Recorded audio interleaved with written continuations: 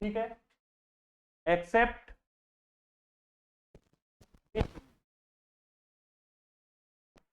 Chloroplast की बात करूं तो ये कैसे कलर के हो रहे हैं, हरित लवक, क्योंकि यहां पर क्या पाया जाता है, क्लोरोफिल, और यहां क्या पाए जाते हैं क्रोमोप्लास्ट के अंतर्गत, कैरेटिनोइड्स, क्या होते हैं, कैरेटिनोइड्स। यहां पर क्लोरोफिल भी होते हैं लेकिन नेग्लिजिबल मात्रा में, मतलब बहुत ही कम मात्रा में होते हैं, और यहां पर क्लोरोप्लास्ट जो होता है, क्लोरोफिल जो होता है जो मेनली होता है, और कैरोटिनोइड्स वगैरह भी मिलते हैं लेकिन बहुत कम मात्रा में, कैरोटिनोइड्स भी मिलेंगे, फाइकोवैलेंसी भी मिलेंगे, और भी प्रकार के पिगमेंट मिलेंगे लेकिन नेग्लिजिबल मात्रा में। मेनली क्या मिलता है, क्लोरोफिल,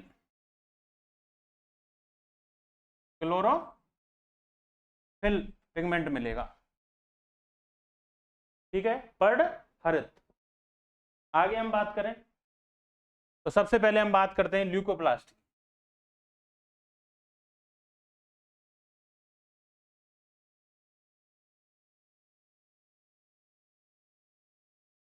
जैसे कि हम नाम से जान चुके हैं कैसे हैं, बिल्कुल कलरलेस, बिल्कुल कलरलेस, एवर्डी, कैसे, एवर्डी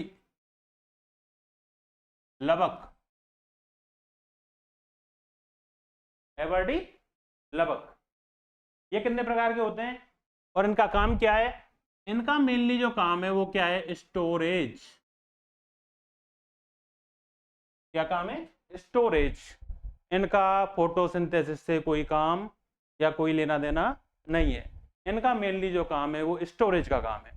और स्टोरेज के लिए ये 3 प्रकार से स्टोरेज करते हैं, 3 टाइप, जिसमें कि पहला है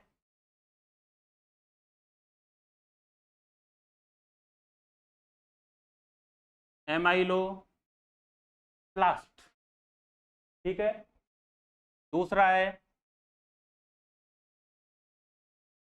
एल्यूरो प्लास्ट,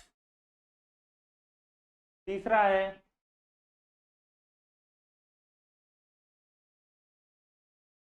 एलायो प्लास्ट। एमाइलो प्लास्ट जो है वो एमाइलम से आया है, किससे आया है, एमाइलम, और एमाइलम का अर्थ होता है स्टार्च,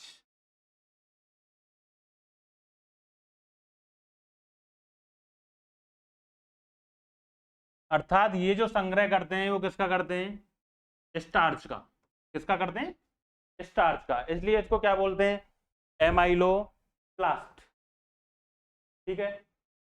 जैसे कि आलू में, चावल में स्टोरेज के आधार पे स्टार्च, तो एमाइलोप्लास्ट हो गए। उसके बाद में एल्यूरोप्लास्ट, एल्यूरोप्लास्ट होते हैं, एल्यूरोन लेयर मिलती है, कौन सी लेयर, एल्यूरोन लेयर। जैसे मैं मक्के की बात करूं, मैं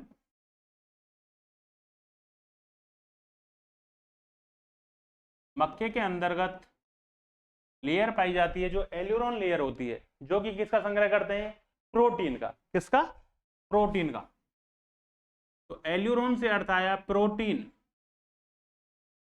इसलिए इनको प्रोटीनोप्लास्ट भी बोलते हैं, क्या बोलते हैं, प्रोटीनोप्लास्ट।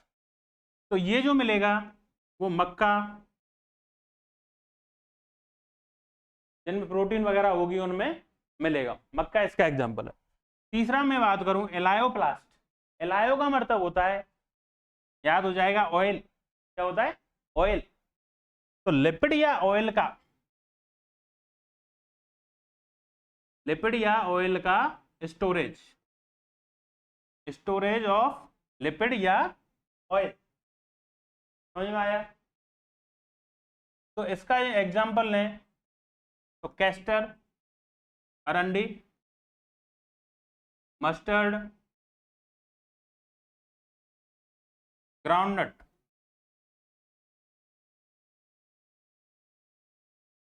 आया समझ में। ल्यूकोप्लास्ट, एवर्डी लगा स्टोरेज, मेनली इनका वर्ग है, फोटोसिंथेसिस इनका वर्ग नहीं है, ध्यान रखना। उसके बाद में एमाइलोप्लास्ट, आलू या चावल, मेनली आता है, जो क्वेश्चन बनता है, स्टार्च के संग्रह वाले प्लांट को क्या बोलते हैं, एमाइलो, वो लवक को क्या बोलते हैं, एमाइलो प्लास्ट। और जहां प्रोटीन का संग्रह होता है एल्यूरो प्लास्ट, लिपिड या ऑयल का संग्रह होता है वहां क्या होता है, एलायो प्लास्ट। तो इस प्रकार से क्वेश्चन पूछा जाता है इन तीनों पर। आ गया समझ में? चलें आगे, तो आगे चलते हैं। तो पहला पढ़ चुके हैं हम, कौन सा, ल्यूकोप्लास्ट। अगला कौन सा है, क्रोमोप्लास्ट। उसके बाद में क्या पढ़ेंगे, क्लोरोप्लास्ट। तो हम क्या पढ़ रहे हैं, क्रोमोप्लास्ट।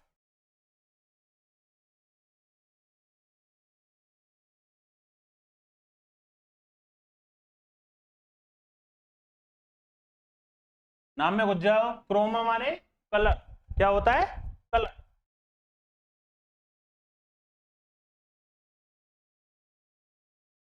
तो क्या होगा, बर्डी, लवक, ठीक है। इनमें क्या होगा, कैरोटीन और उनके सहायक वर्णक, कैरेटिनोइड्स वगैरह इसमें मिलेंगे, जिसमें कि कैरोटीन, जेंथोफिल,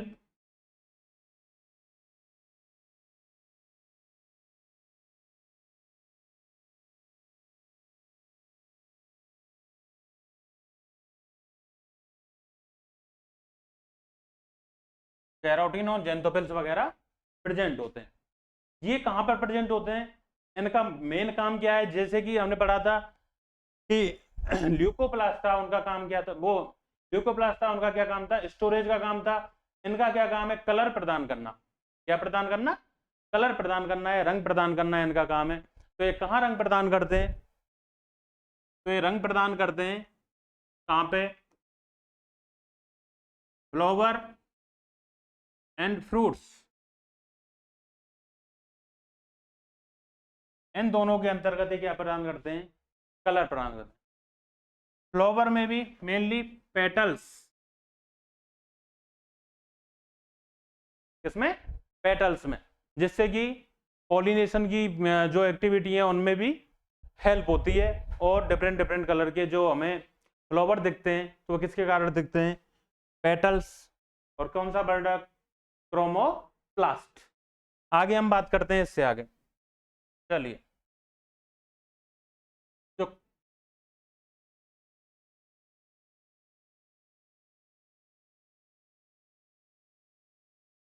कैरोटीन जो है वो तीन प्रकार के होते हैं, अल्फा कैरोटीन, बीटा कैरोटीन और गामा कैरोटीन।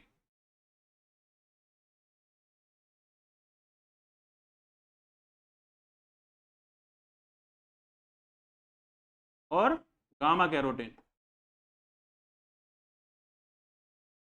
ये क्या करते हैं, फ्रूट्स को कलर देते हैं, किसको, फ्रूट्स को।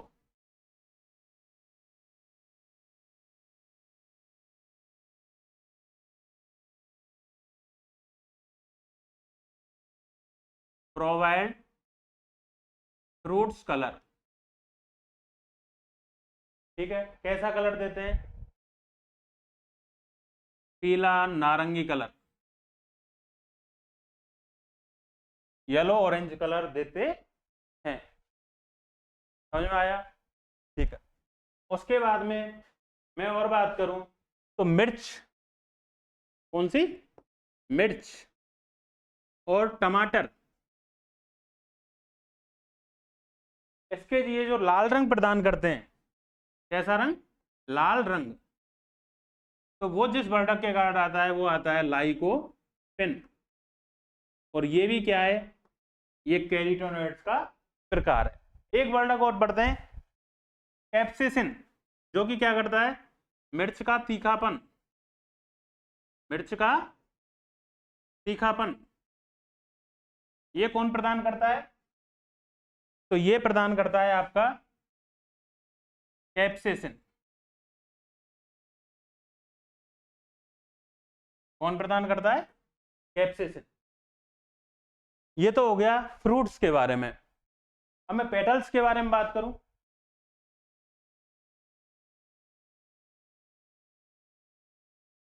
तो पेटल्स के लिए कलर प्रदान करते हैं उनमें पेटल्स के लिए कलर कैसे आता है? जो पेटल्स के अंतर्गत जो सेल शेप होता है, कोश का रस होता है, उसमें जो घुलनशील वर्धक, किस प्रकार का वर्धक घुलनशील है, तो उसी के आधार पर उसका क्या आता है? कलर आता है। जैसे कि दो प्रकार पढ़े हैं हम, एंथो क्लोर,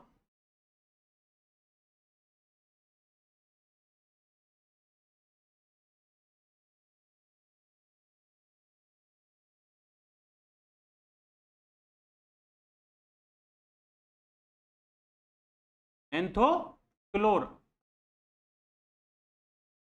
एक है एंथो साइनन। ये कैसा कलर रंग प्रदान करता है? नीला, बैंगनी या लाल कलर। और एंथोक्लोर पीला रंग प्रदान करता है, येलो कलर। तो इस प्रकार से इनका काम क्या है? मुख्य रूप से कलर प्रदान करना। उम्मीद है आपको समझ में आया होगा। अब हम आगे चलते हैं।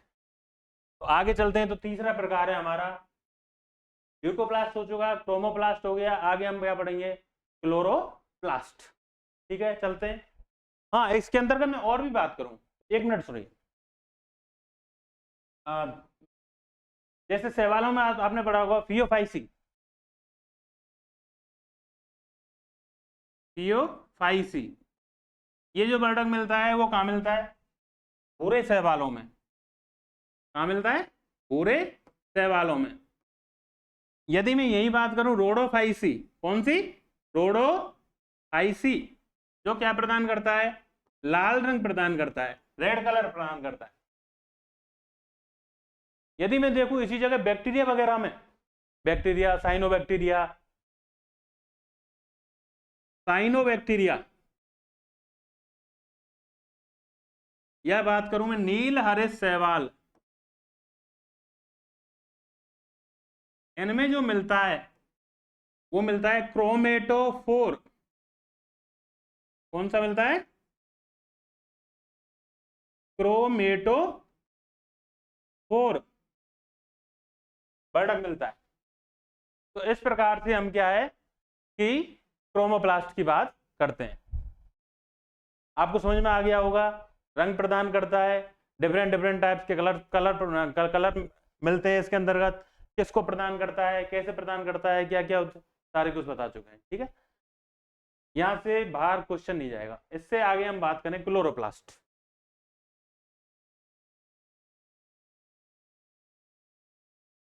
थर्ड कौन सा है? क्लोरोप्लास्ट। क्लोरो का अर्थ होता है ग्रीन। क्या होता है? ग्रीन। और प्लास्ट का अर्थ होता है लवक। क्या होता है? लवक। इसलिए इसका क्या नाम बनता है? हरित लवक। नाम में घुस जाया करो। क्या बन गया? हरित लवक। ठीक है, इसकी खोज किसने की थी? तो एक वैज्ञानिक आते हैं सिम्फर।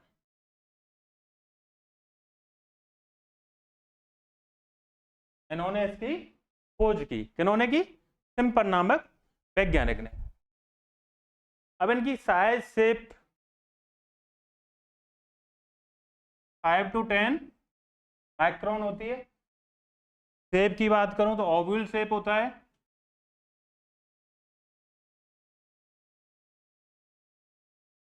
या लेंस शेप तो शेप होता है। इससे आगे बात करें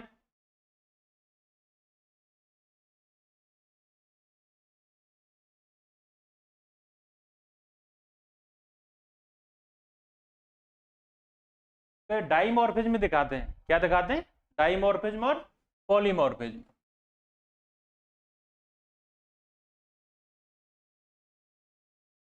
और पॉलीमॉर्फिज्म भी दिखाते हैं।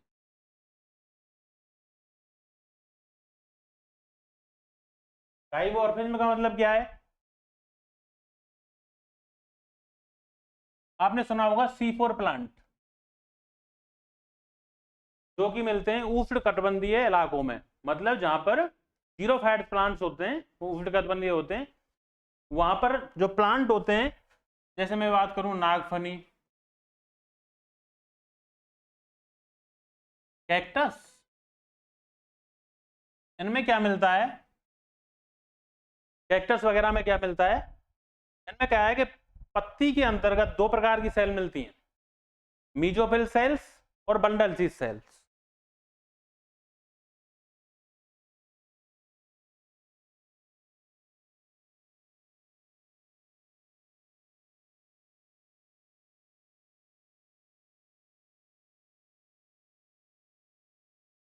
पर्ण मध्योतक कोशिका और पूलाच्छद कोशिकाएं, ठीक है, इसका मतलब है पर्ण मध्योतक कोशिका, इसका मतलब है पूलाच्छद कोशिका। तो इसके अंतर्गत जो क्लोरोप्लास्ट मिलेगा वो मिलेगा ग्रेनल क्लोरोप्लास्ट। ये तो मैं थोड़ा आगे अभी समझ में आने वाला है ग्रेनल क्या होता है। और यहां मिलता है वो कैसा मिलता है, ए ग्रेनल क्लोरोप्लास्ट।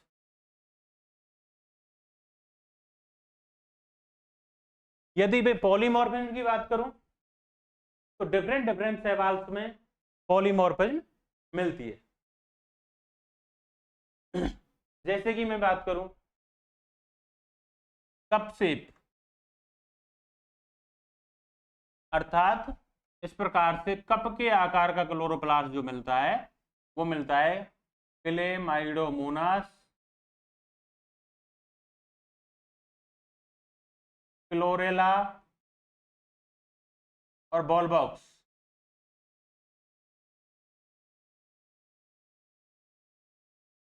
ठीक है, इसके बाद में बात करूं मैं गिल्डल शेप, अर्थात मेखलाकार, कैसा, गिल्डल शेप,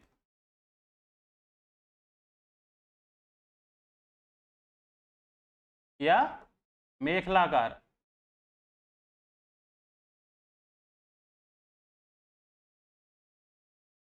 ठीक है, इसके बाद में बात करूं मैं स्टार शेप,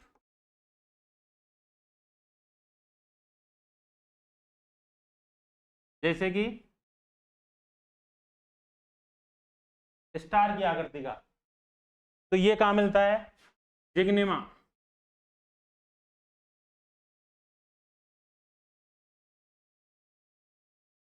एक मिलता है ऊबड़ खाबड़, कैसे भी बना दो, तो ये किसमें मिलेगा, ऊडोगोनियम में। किसमें मिलेगा, ऊडोगोनियम।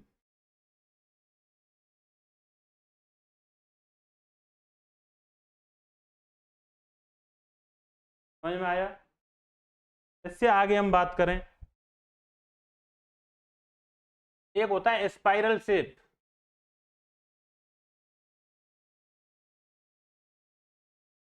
जो किसमें मिलता है, स्पाइरो गायरा के अंतर्गत मिलता है। ठीक है, अच्छा ऊडोगोनियम, इसको बोलते हैं रेटिकुलेट, जालिकावत, जालिका वत। ठीक है, ग्रिडल शेप, ये मिलता है यूलोथ्रिक्स, किसमें मिलता है, यूलोथ्रिक्स के अंतर्गत। तो cup shape, Chlamydomonas Chlorella Volvox, girdle shape या मेखलाकार किसमें मिलेगा, यूलोथ्रिक्स में, याद हो गया होगा, है ना। और आगे स्टार शेप जिग्निमा में, और ऊबड़ खाबड़ या फिर रेटिकुलेटेड उडोगोनिया में। उसके बाद में स्पाइरल शेप किसमें मिलेगा, स्पाइरो गायरा के अंतर्गत। तो इस प्रकार से ये पॉलीमॉर्फिज्म भी दर्शाते। आगे हम बात करें नंबर्स। एक माइटोकॉन्ड्रिया के अंतर्गत जितने भी वो होते हैं क्लोरोप्लास्ट होते हैं, वो एक सेल के अंतर्गत जितने भी क्लोरोप्लास्ट होते हैं उन्हें बोलते हैं प्लास्टोडोम। क्या बोलते हैं, प्लास्टोडोम। एक सेल के अंतर्गत जितने भी क्लोरोप्लास्ट हैं, एक सेल के अंतर्गत भी जितने भी क्लोरोप्लास्ट हैं वो क्या कहलाएंगे, प्लास्टोडोम।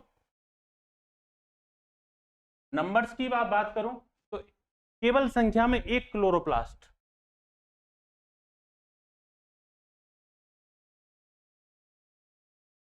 तो ये मिलेगा तुम्हारा किसमें, क्लेमाइडोमोनास,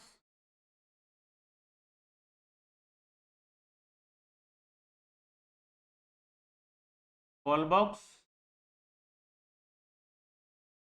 ठीक है, और क्लोरेला। आगे बात करूं मैं दो क्लोरोप्लास्ट, ये मिलते हैं जिग्निमा में, ठीक है। 2 से 16 क्लोरोप्लास्ट ये तुम्हारे किस में मिलेंगे, तो स्पाइरो गायरा में, स्पाइरो गायरा के अंतर्गत।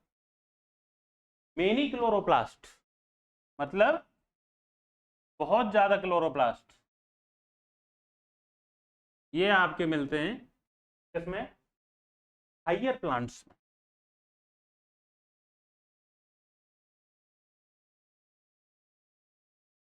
कोई दिक्कत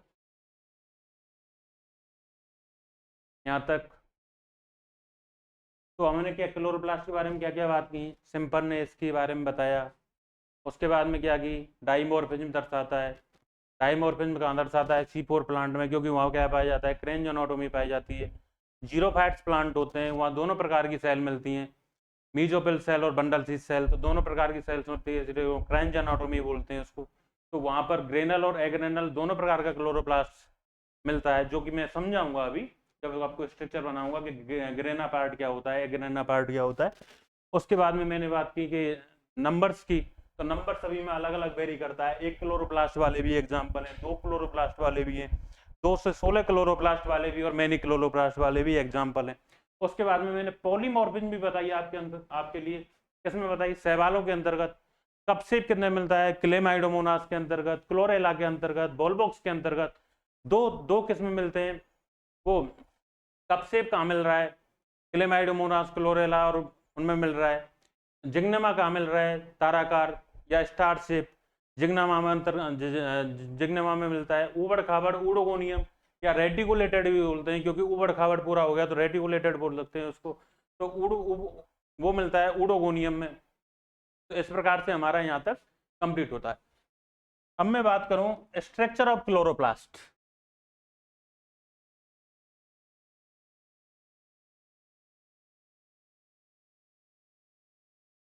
क्लोरोप्लास्ट की स्ट्रक्चर के बारे में तो जो ध्यान से देखना,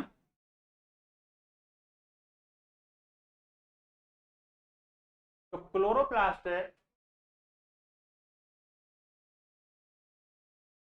वो कैसा ऑर्गेनेल है, double membrane bound cell organelles. कैसा है, double membrane bound cell organelle है, ठीक है। ये कौन सी मेम्ब्रेन है, आउटर मेम्ब्रेन। ये कौन सी मेम्ब्रेन है, इनर मेम्ब्रेन। और जो उनके बीच का स्पेस होता है वो क्या, कौन सा स्पेस होता है, पेरी प्लास्टिडियल स्पेस, ठीक है। जो आउटर मेम्ब्रेन होती है इसकी, उस पर क्या मिलते हैं, पोरीन प्रोटीन्स। क्या मिलते हैं, पोरीन प्रोटीन मिलती है। ये क्लोरोप्लास्ट में भी मिलती हैं और माइटोकॉन्ड्रिया में भी मिलती हैं, दोनों में मिलती हैं। तो पोरिस प्रोटीन होती है, इसलिए ये ज्यादा परमीएबल होती है, कौन सी, आउटर मेम्ब्रेन, किससे, इनर मेम्ब्रेन से। और ऐसे ही वहां पे मिलती हैं। तो आउटर मेम्ब्रेन माइटोकॉन्ड्रिया के अंतर्गत भी कैसी होती है, ज्यादा परमीएबल होती है, किसके बजाय, इनर मेम्ब्रेन के बजाय। और एक ये किसका लक्षण है, ग्राम नेगेटिव बैक्टीरिया होगा। किसका लक्षण है, ग्राम नेगेटिव बैक्टीरिया होगा। और यदि मैं तुलना करूं इनर मेम्ब्रेन की, माइटोकॉन्ड्रिया की इनर मेम्ब्रेन ज्यादा परमीएबल है या फिर क्लोरोप्लास्ट की, तो वहां पर आपको याद होगा कि वहां क्या मिलती है, क्रिस्टी और एबन कड़, उन पर क्या मिलते हैं, F1 कट, जिन्हें फर्नांडीज बोरन पार्टिकल्स या एलिमेंट्री पार्टिकल्स बोलते हैं।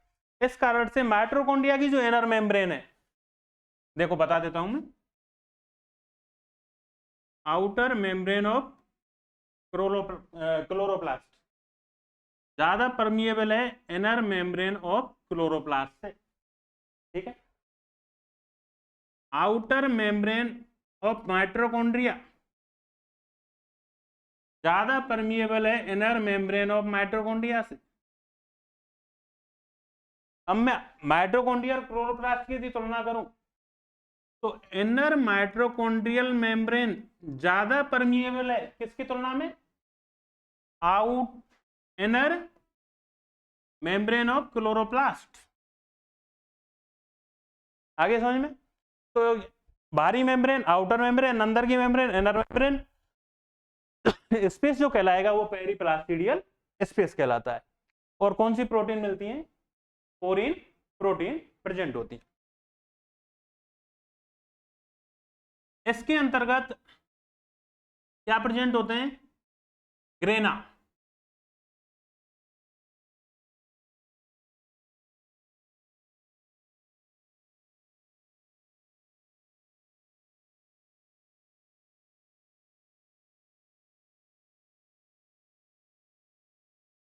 क्या प्रेजेंट होते हैं, ग्रेना। इनको क्या बोलेंगे हम, ग्रेना।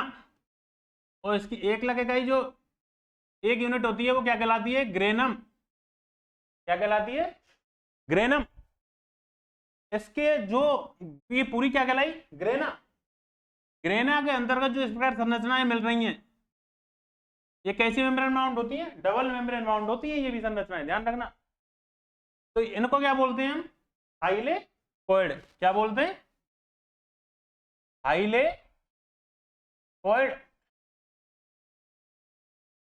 ठीक है। जो इनका इंटरकनेक्शन होता है, जो कि दो ग्रेना को जोड़ने का काम करता है, उसको बोलते हैं हम फ्रेड चैनल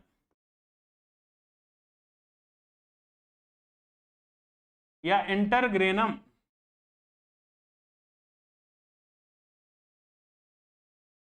या थाइलेकोइड लैमेली।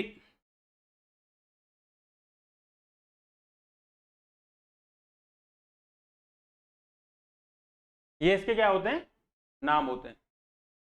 तो यदि मैं बात करूं तो सबसे बड़ी इकाई क्या हो गई, ग्रेना।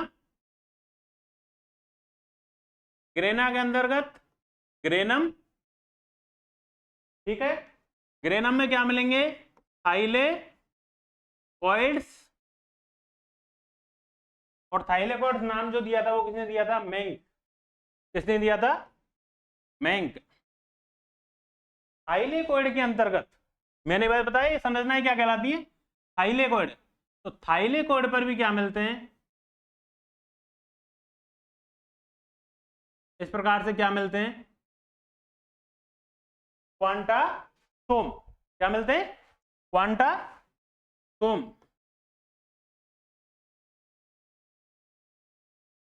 और क्वांटासोम जो नाम दिया था वो दिया था पार्क एवं बेगिंस ने।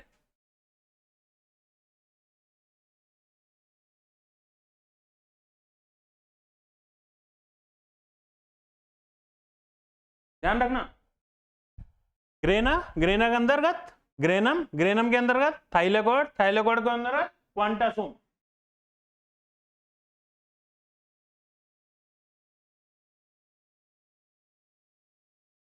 ठीक है। क्वांटासोम को स्ट्रक्चरल एवं फंक्शनल यूनिट भी बोलते हैं, structure and functional unit of chloroplast. समझ में आया। इसके अंतर्गत क्या मिलेंगे, क्वांटासोम के अंतर्गत क्या मिलते हैं, क्लोरोफिल। क्या मिलते हैं, क्लोरोफिल। ध्यान दो, क्लोरोफिल के कितने अणु मिलते हैं, 230। यदि मैं एनसीईआरटी के अनुसार बात करूं तो 160 मिलते हैं क्लोरोफिल ए के, और 70 मिलते हैं क्लोरोफिल बी के। ठीक है, क्लोरोफिल के बारे में बात करूं, 1 मिनट ध्यान देना। क्लोरोफिल ए, ठीक है, क्या है क्लोरोफिल ए। इसके जो चारों ओर मिलते हैं वो मिलते हैं एंटीना पिगमेंट, जिनको हम बोलते हैं सहायक वर्धक। एंटीना पिगमेंट, सहायक वर्धक। जो कॉन्सेप्ट समझाना चाह रहा हूं वो समझना। ये सहायक वर्धक में कौन कौन से आते हैं? कैरोटीनॉइड, फाइकोवैलेंस और क्लोरोफिल बी वगैरह जितने भी होते हैं वो क्या मिलते हैं? बाहर की तरफ, रिएक्शन सेंटर के बाहर। रिएक्शन सेंटर क्या होता है? Chlorophyll A. क्लोरोफिल ए पर यदि डायरेक्ट प्रकाश डाल देंगे तो वो क्या हो जाएगा? नष्ट हो जाएगा।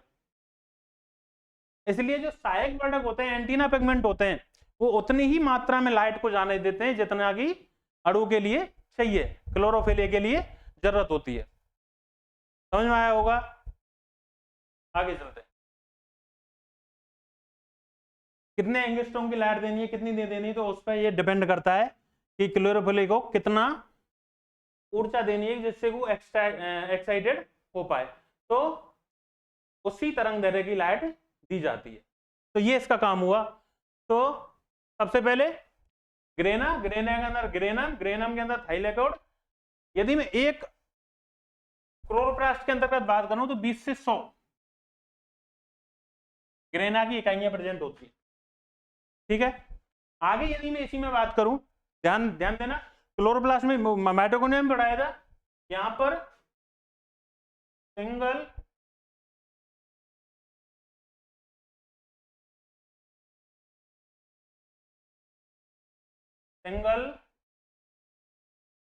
डबल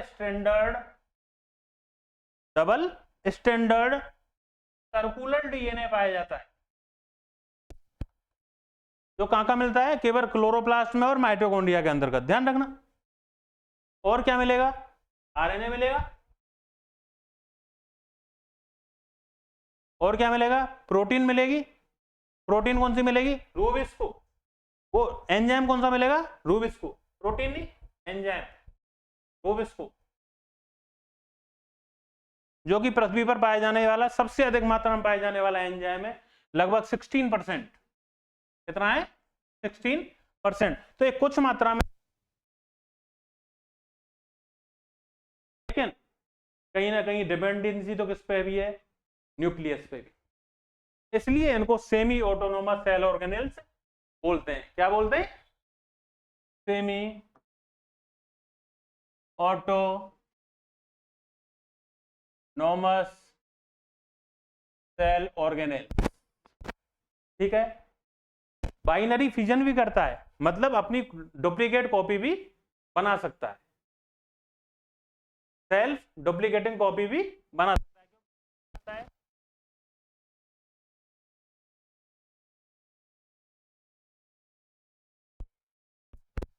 अभी मैं इसी से आगे थोड़ा सा बात करने वाला हूं। ये आपने पढ़ा, आपने दोबारा मैं डायग्राम को ड्रॉ करके थोड़ा सा आपको और बताता हूं। ये क्या पढ़ा था? माइटोकॉन्ड्रिया। ज्यादातर स्ट्रक्चरों की हम बात कर चुके हैं, ध्यान रखना। ग्रेना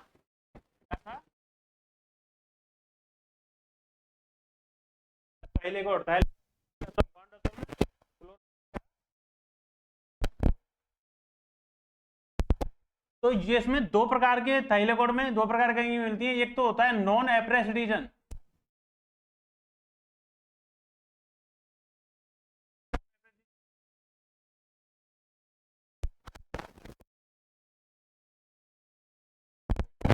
एप्रेस रीजन जहां होता है वहां क्या होता है? PS first. क्या चलता है? Photo system first. और नॉन,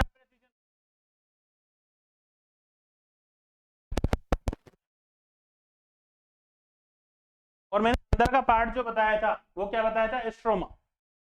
क्या है ये? स्ट्रोमा।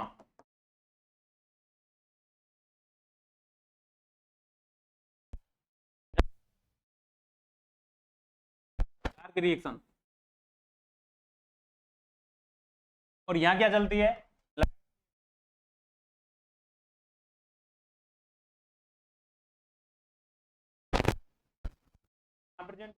स्टार्टिंग में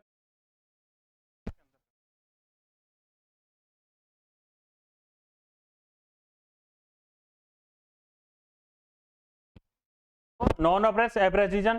तो यहां पर जो रिएक्शन पीएस फर्स्ट और पीएस सेकंड जो चल रहा है वो दोनों किसमें चल रहे हैं, ग्रेना के अंतर्गत। और स्ट्रोमा में केवल और केवल क्या चल रहा है, स्ट्रोमा में क्या चलेगा, अप्रकाशिक अपक्रियाएं, और यहां क्या चलेगी, लाइट रिएक्शन। तो पीएस फर्स्ट सेकंड दोनों किसमें चलते हैं, इसमें। और यदि मैं यहां बात करूं फ्रेड चैनल या फिर इसमें, तो ये कैसा है, नॉन एप्रेसिजन है। तो यहां भी क्या चलेगा, फोटो सिस्टम फर्स्ट, क्या चलेगा, फोटो सिस्टम फर्स्ट।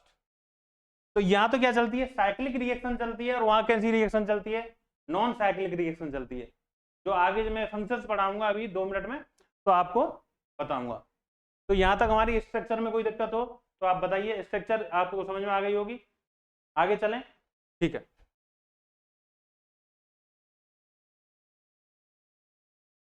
फंक्शंस की बात करें तो इसका काम है फोटोसिंथेसिस।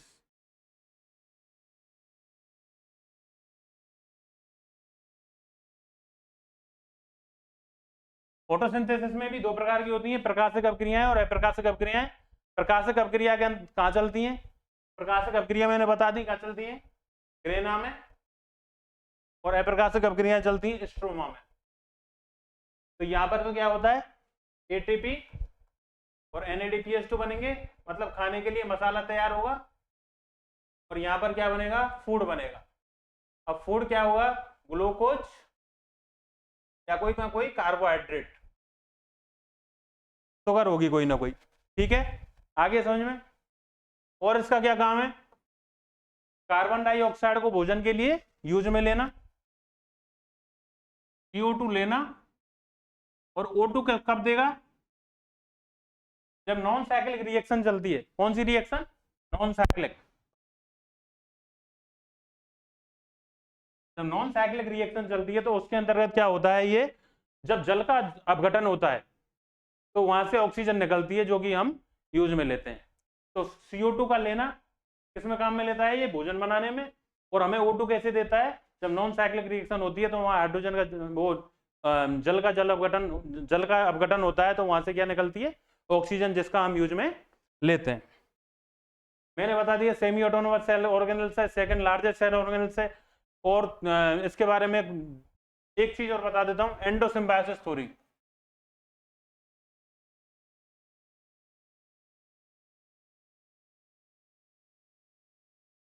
इसका मतलब है, एंडोसिम्बायोसिस थ्योरी का मतलब कि जैसे कोई यूकैरियोट्स था पहले, कोई यूकैरियोट्स क्या था, यूकैरियोट्स, यूकैरियोटिक सेल थी। उसने क्या कहा, उसने क्या किया, किसी बैक्टीरिया को खा लिया। तो बैक्टीरिया को खा लिया तो किन्हीं 2 बैक्टीरिया को खा लिया। तो 2 में से एक बैक्टीरिया ने बना लिया माइटोकॉन्ड्रिया, जो कि क्या है, पावर हाउस ऑफ सेल। एक ने क्या बना लिया, क्लोरोप्लास्ट, जिसको किचन ऑफ द सेल बोलते हैं। खाना कहाँ बनेगा, क्लोरोप्लास्ट में, तो किचन ऑफ द सेल बोलेंगे। तो जब दोनों को खा तो उसको तो क्या मिल गया, इनको तो क्या रहने को जगह मिल गई। तो और सिम्बायोटिक साथ साथ रहना या म्यूचुअल जिसको बोलते हैं।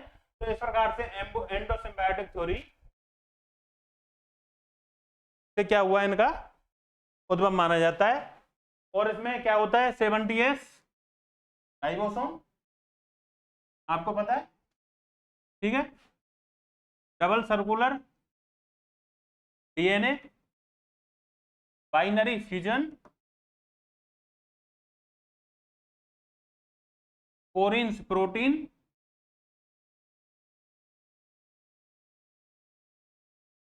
जो कि चिल्ला चिल्ला के क्या कह रही हैं कि हम क्या हैं, बैक्टीरिया के समान। तो आज हम यही की कंप्लीट हुआ है, आज कॉन्क्लूड इसको यही की यही समाप्त करते हैं। आगे हम नए टॉपिक के साथ आपके साथ फिर हाजिर होंगे। जब तक के लिए जय हिंद, जय भारत, थैंक यू।